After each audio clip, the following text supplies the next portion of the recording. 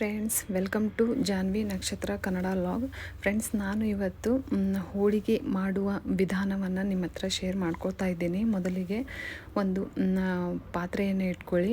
ಅದಕ್ಕೆ ನೀವು 4ರಿಂದ 5 ಗ್ಲಾಸ್ ನೀರನ್ನು ಹಾಕ್ಕೊಂಡು ಮುಚ್ಚಳ ಮುಚ್ಚಿ ಸ್ವಲ್ಪ ನೀರು ಕಾಯುವವರೆಗೂ ಬಿಡಬೇಕು. ನಂತರ ಕಡಲೆಬೇಳೆಯನ್ನು ತಗೊಂಡು ಅದಕ್ಕೆ ಸ್ವಲ್ಪ ನಾವು ಅಡಿಗೆ ಎಣ್ಣೆಯನ್ನು ಹಚ್ಕೊಂಡು ಕುದಿಯುತ್ತಿರುವ ನೀರಿಗೆ ಅದನ್ನು ಹಾಕ್ಕೊಂಡು ಸ್ವಲ್ಪ ಮೇಲ್ಗಡೆಯಿಂದ ನಾವು ಅಡಿಗೆ ಎಣ್ಣೆಯನ್ನು ಅದಕ್ಕೆ ಹಾಕ್ಕೊಳ್ಬೇಕು.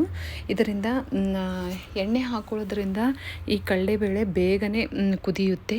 ಇದನ್ನು ಕುಕ್ಕರಲ್ಲೂ ಕುದಿಸ್ಬೋದು, ಆದರೆ ಅದರಿಂದ ಅದು ನಾವು ಸಾಂಬಾರು ಮಾಡೋಕ್ಕೆ ಕಟ್ಟಿರುತ್ತಲ್ಲ, ಅದು ಚೆನ್ನಾಗಿ ಬರೋದಿಲ್ಲ. ಅದಕ್ಕಾಗಿ ನಾನು ಪಾತ್ರೆಯಲ್ಲೇ ಕುದಿಸ್ಕೊಳ್ತಾ ಇದ್ದೀನಿ. ಈಗ ಬೆಲ್ಲವನ್ನು ಈ ರೀತಿ ಚಾಕುವಿಂದ ಕಟ್ ಮಾಡಿಕೊಂಡು ಇಟ್ಕೊಂಡಿದ್ದೀನಿ. 4 ಏಲಕ್ಕಿಯನ್ನು ಸೇರಿಸ್ಕೊಂಡಿದ್ದೀನಿ ಫ್ರೆಂಡ್ಸ್. ಇದರಿಂದ ಹೋಳಿಗೆಯ ಫ್ಲೇವರ್ ತುಂಬಾ ಚೆನ್ನಾಗಿ ಬರುತ್ತೆ. ಇದನ್ನು ಕೊಟ್ಟು ನಾನು ಬೆಲ್ಲಕ್ಕೆ ಸೇರಿಸ್ಕೊಳ್ತಾ ಇದ್ದೀನಿ. ಈಗ ನಾನು ಗೋಧಿ ಹಿಟ್ಟನ್ನು ತೆಗೆದುಕೊಂಡಿದ್ದೇನೆ.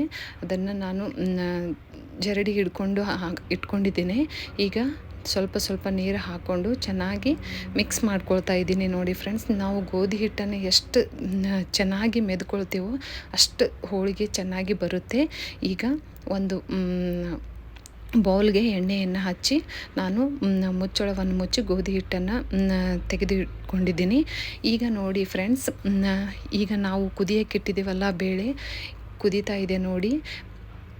ಸ್ವಲ್ಪ ಟೈಮ್ ತಗೊಳುತ್ತೆ ಕುದಿಯೋಕ್ಕೆ, ಬೇಗ ಕುದಿಯೋದಿಲ್ಲ ಕಡಲೆಬೇಳೆ. ನೋಡಿ ಫ್ರೆಂಡ್ಸ್, ಈ ರೀತಿ ಈಗ ಕುದ್ದಿದೆ ನೋಡಿ ಫ್ರೆಂಡ್ಸ್. ಸ್ವಲ್ಪ ಮೃದು ಆಗಬೇಕು. ಚೆನ್ನಾಗಿ ಕುದ್ದಿದೆ.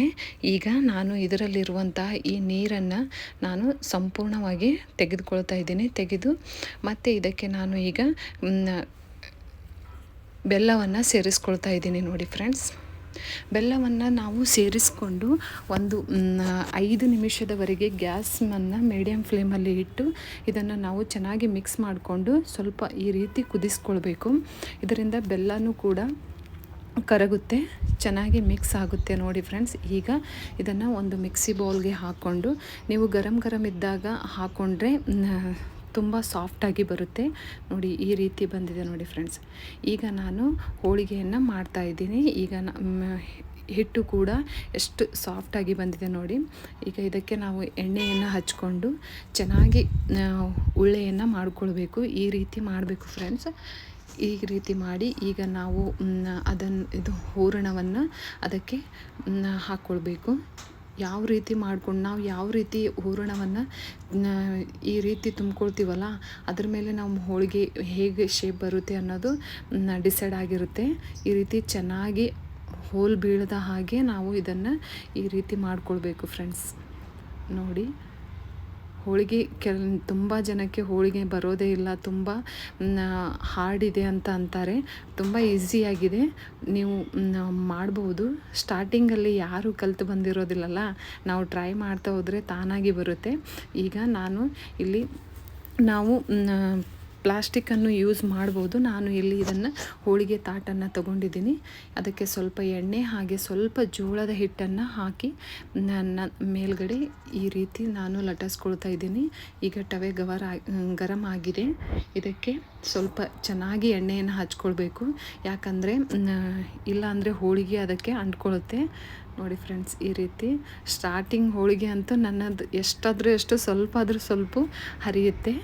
ನೋಡಿ, ನಾವು ರೊಟ್ಟಿಯನ್ನು ಹ್ಯಾಂಗೆ ತೆಗಿತೀವಲ್ಲ ಆ ರೀತಿ ಸಡನ್ನಾಗಿ ತೆಗಿಬಾರ್ದು. ಸುತ್ತ ಕಡೆ ಈ ರೀತಿ ಇದು ಮಾಡಿ. ನೋಡಿ ಫ್ರೆಂಡ್ಸ್, ಎಷ್ಟು ಚೆನ್ನಾಗಿ ಬಂದಿದೆ ಅಲ್ಲ, ಎಷ್ಟು ಕೆಂಪಾಗಿ ಬಂದಿದೆ ನೋಡಿ. ಕಲರ್ ಎಷ್ಟು ಚೆನ್ನಾಗಿ ಬಂದಿದೆ ನೋಡಿ. ನಾನು ಕಲ್ತಿರೋ ಫಸ್ಟ್ ಅಡುಗೆನೇ ಹೋಳಿಗೆ. ನೋಡಿ ಫ್ರೆಂಡ್ಸ್, ತಿನ್ನೋಕ್ಕೂ ಕೂಡ ತುಂಬ ಟೇಸ್ಟಿಯಾಗಿರುತ್ತೆ. ಇದರ ಜೊತೆ ತುಪ್ಪ ಹಾಕ್ಕೊಂಡು ತಿನ್ನಬೇಕು, ತುಂಬಾ ಟೇಸ್ಟಿಯಾಗಿರುತ್ತೆ. ತುಪ್ಪ ಹಾಲು ಹಾಕ್ಕೊಂಡು ತಿಂದರೆ ಇದು 2ನೇ ಹೋಳಿಗೆ. ನೋಡಿ ಫ್ರೆಂಡ್ಸ್, ಈ ರೀತಿ ಬಂದಿದೆ. ನೀವು ಕೂಡ ಮನೆಯಲ್ಲಿ ಹೋಳಿಗೆಯನ್ನು ಮಾಡಿ ನೋಡಿ. ನನ್ನ ಈ ರೆಸಿಪಿ ನಿಮಗೆ ಇಷ್ಟ ಆದರೆ ಲೈಕ್ ಮಾಡಿ.